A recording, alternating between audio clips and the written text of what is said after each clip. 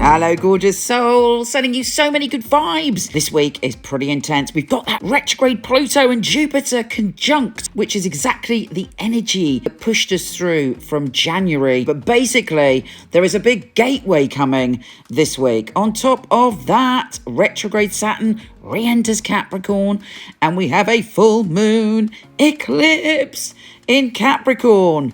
Let's see what it's going to do for you. Here's your weekly astrology.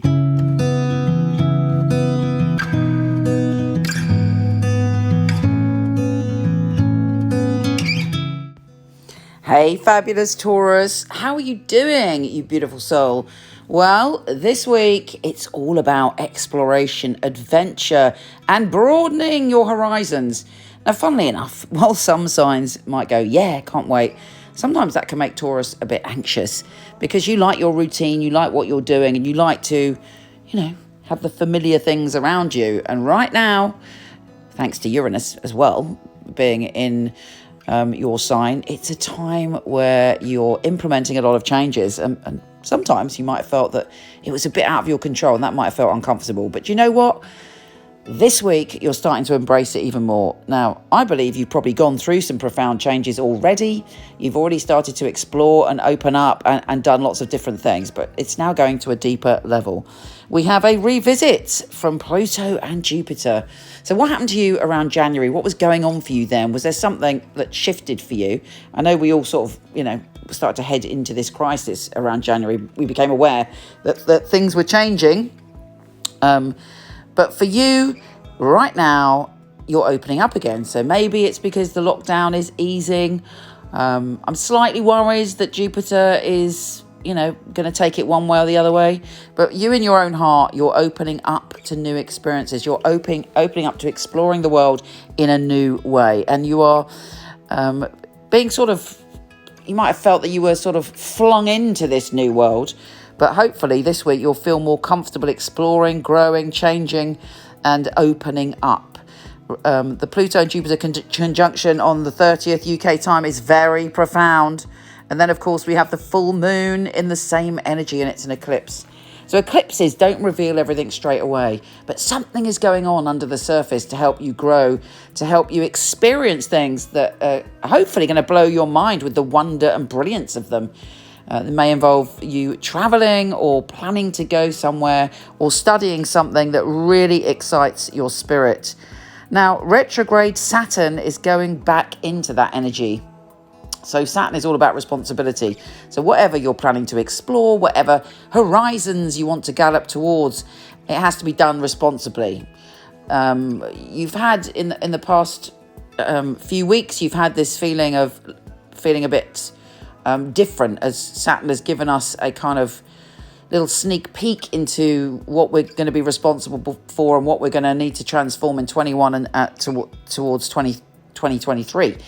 So right now you're reliving something which is about your responsibility to change. And do you know what? You could look at it another way. Okay, it is your responsibility to grow, to evolve, to transform, and to do things differently. And when you do that, there are rich rewards. Saturn always rewards us for the effort we put in to change. And you have this amazing opportunity now to have experiences that you've never had before, that are enlightening, that are fulfilling, that are exciting. And that is coming up for you in the next phase of your life journey. So really empowering times. And think about that. What does exploring mean to you? What does broadening your horizons mean to you? How can you implement that and bring that more into your life? This eclipse is, as I say, very intense. If you've got any connection with people from overseas, there could be a shift and a change in that dynamic or that relationship, and you'll certainly see over the next few weeks where that relationship's going. And so that's very intense too. Now, July in general is going to be a lot easier than June. June was one of the hardest. I'm going to do the tarot for you because it's an interesting week, and I know so many people appreciate the tarot. So if you're not into it, I will see you next week. And I send you lots of love. And if you are into it, I'm just shuffling the cards. Let's see what this week has in store for you and to see if there's any interesting tarot wisdom for you. Okay, Taurus, Taurus, Taurus. Wondrous Taurus. I'm going to turn that off. Okay. First card I've got is the Six of Cups. And actually, what came out with that was the Queen of Pentacles. So the six, whatever it is, there is this connection this week with that energy. And it's bringing you back to yourself. It's reminding you of who we are. And we all need that sometimes. You know, that person that reaches in and touches our soul. And then it lights us up to who we are. And we remember who we are. And that beautiful energy is coming in this week. There has been a feeling of betrayal around you or injustice. And hopefully that energy is coming in to heal that. But that's still a bit raw in your mind, that you feel that somebody has behaved in a way that is dishonourable towards you or painful towards you. The Five of Cups in the Rider-Waite deck, or a lot of decks that are based on that, you see 3 cups have fallen and 2 are standing. You know, it's saying don't cry over the spilt milk. Great wonder is in those 2 cups. And then you've got the Magician, which is, you know, a new start where the cosmos is going to show you that you are appreciated and loved. And it's about trusting in your power. Take care, gorgeous Taurus. Come visit me on Instagram at Michele Knight. I would love to connect with you there. Take care, babe. Bye.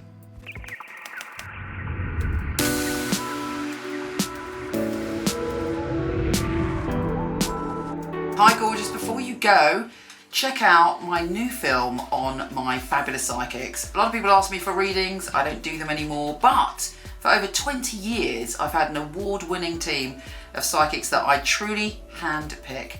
So check out the film, let me know what you think. The purpose of a reading, I feel, is very much to inspire people and to empower people. It's about hope, it's about guidance. Using a phone or being with you, it will be the same because the matter is spiritual.